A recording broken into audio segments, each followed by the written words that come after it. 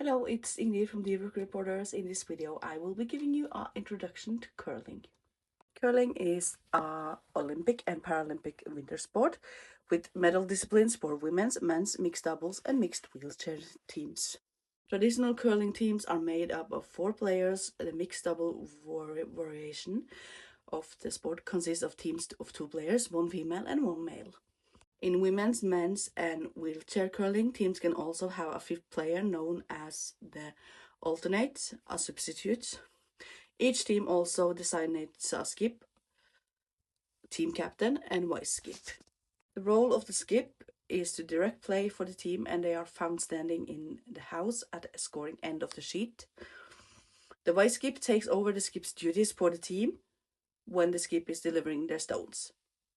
In team curling, each player delivers 2 stones in consecutive order in each end around while alternating with an opponent.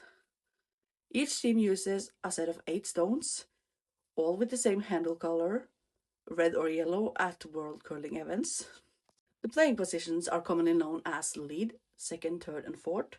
The lead is the player who delivers the first 2 stones. The second plays the third plays the 5th and 6th stones, and the fourth plays the last 2 stones. Skips usually play fourth, but that's not essential. In mixed double teams curling, both teams play 5 stones each. They begin every end with 1 stone per team. Pre-plays, therefore, it's possible to score 6 points in an end. One player plays the first and 5th stones, while the other player plays stones 2, 3, and 4. Curling is played on a very long strip of specially prepared ice called a sheet.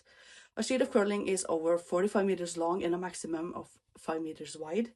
At each end of the sheet, there are 2 circles that look like a target, known as houses. Each house consists of 4 rings, which help define which curling stones are closest to the center, commonly known as the button. A little bit about scoring and the basics of the game. A team scores 1 point for each of its own stones located in or touching the house that are closer to the center than any stone of the opposite team. Only one team can score in an end. If no team stones are touching the house at the conclusion of an end, no points are scored, and this is called a blank end. After all stones have been delivered to the scoring end of the sheet, the players themselves calculate the score. Curling is played over 10 ends. However, in some formats and competitions, this may be reduced to 8 ends. The teams can concede their game earlier than the defined number of ends according to the rules of the competition. The teams with the most points at this stage wins the game. The last stone draw. Before a game of curling begins, each team decides who will have what is called the hammer or last stone advantage. In championship curling, this is decided by a draw to the button with 2 players from each team delivering a stone as close as possible to the center of the house. 1 stone is delivered clockwise and the other counterclockwise. And the distance from the stone to the center is being measured. This process is called the last stone draw, or LSD. If a team has the last stone advantage, it means that they can deliver the final stone of an end and have an advantage to score at least 1 point and potentially win that end. When a team scores, they lose the last stone advantage and the hammer passes to the opposite team for the next end. Teams try to generally score more than a single point in an end and will therefore sometimes blank end, ensuring that no stones are lying in the house after the last stone is played. This means they get to keep the hammer for the next end. However, in mixed doubles, a blank end also causes the hammer to be passed to the opposing team. A little bit about power play. In mixed doubles, teams have the right to use a power play once in every game. To utilize the power play, it must be at the beginning of an end by the team who have the decision on the placement of the positioned stones. In most ends, the pre-play stones will be positioned so that the team with the last stone advantage will start the end with 1 stone at the back of the 4-foot circle. The team without the last stone advantage will start with a center guard.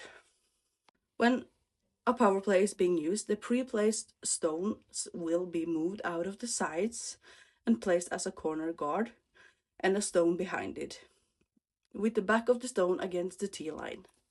A little bit about game timing. An average game of championship curling lasts up to 3 hours. Teams are given a set amount of thinking time depending on the discipline and number of ends being played. In traditional 10-end games, each team receives 38 minutes of thinking time. This is reduced to 30 minutes for 8-end games, while wheelchair curling teams receive 38 minutes of thinking time for an 8-end game, while mixed double teams receives 22 minutes. A little bit about the equipment. To play curling, a set of stones are needed. They are made of a special type of granite and weigh almost 20 kilos each. Each curler has their own brush and a pair of special curling shoes, with one sole that grips the ice and one slippery sole called a slider. This is so they are able to slide with the stone during delivery.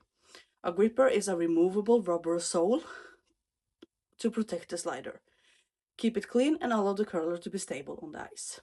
A little bit about the shots in curling. There are 3 types of curling shots, a guard, a draw, and a takeout, but there are many variations of these shots. Guards are thrown to the front of the house to the free guard zone, the space between the hog line and the house, to protect the stones in the house. Draws are shots that are delivered to reach the house and establish a scoring position. Takeouts are shots that remove stones from play. When in motion, a stone will curl across the sheet of ice. When delivering a stone, players will turn the stone clockwise or counterclockwise by applying a rotation and making the stone curl on the pebbled ice. Players have more control over where the stone comes to rest. A little bit about the sweeping. The idea of sweeping is to gently warm the surface of the ice where the stone will glide across. In order to do this, you have to sweep the ice with downward force.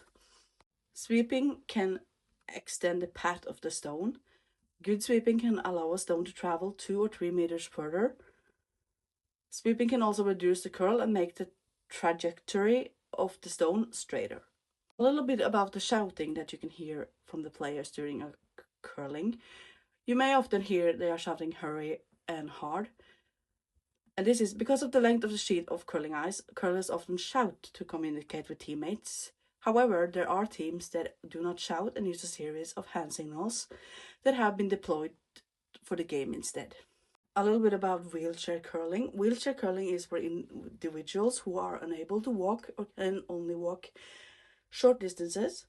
This includes players with significant impairments in lower leg gait function, such as spinal injury, multiple sclerosis, or a leg amputation, who uses a wheelchair for mobility.